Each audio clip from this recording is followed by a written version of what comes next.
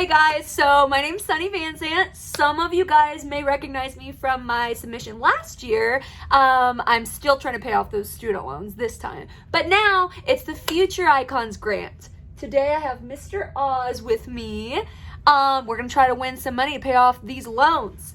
I'm a registered nurse. I currently live and work in St. Louis, Missouri. I became a nurse to be a light in people's lives in some of the most vulnerable times that they're going through. Whether that may be the worst days of their lives or sometimes the best, depending on where you're at in the hospital or what department. Entering this profession means to be a healer. It might not always mean healing their disease process. That's not something that we always have the capability of doing, but it could be just healing them mentally and spiritually.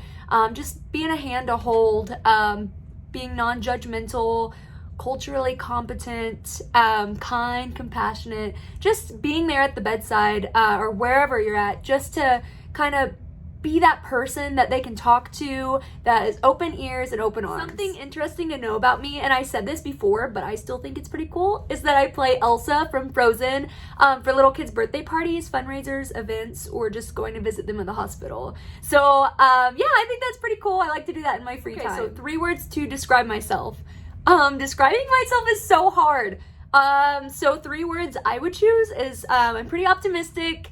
I'm also pretty uplifting, especially in the hospital environment, and then also empathetic, which is also not always a great thing because sometimes you can take on other people's problems and sometimes it's hard to leave them at work. My grandpa was in the ICU for a long time, and I got to kind of see the family side of things in the hospital setting, and I just knew how vulnerable we were at the time. And like I said earlier, I just knew I wanted to be a light in other people's lives struggling with the same thing that I did. I would like to get some experience in the labor and delivery world and then move on to traveling labor and delivery. I want to deliver some babies on the road.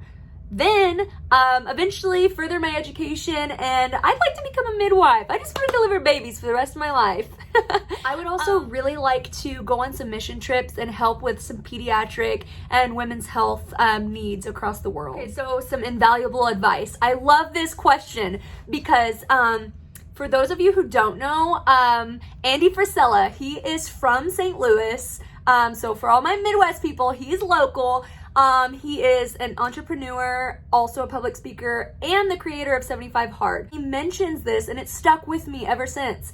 So he said, everyone is a teacher. You can learn from every single person you meet, whether that be someone homeless on the side of the road, a big business owner, or the patient at the bedside. Everyone has something to offer, whether you're learning from their mistakes or learning from their successes. The Buddhist teacher Pema Chodron, they mentioned it on the Headspace podcast, but he said that if we learn to open our hearts, everyone, even the people that drive us crazy, could be our teachers. So in the healthcare world, that could be doctors, that could be nurses, the custodians, the cooks, patients.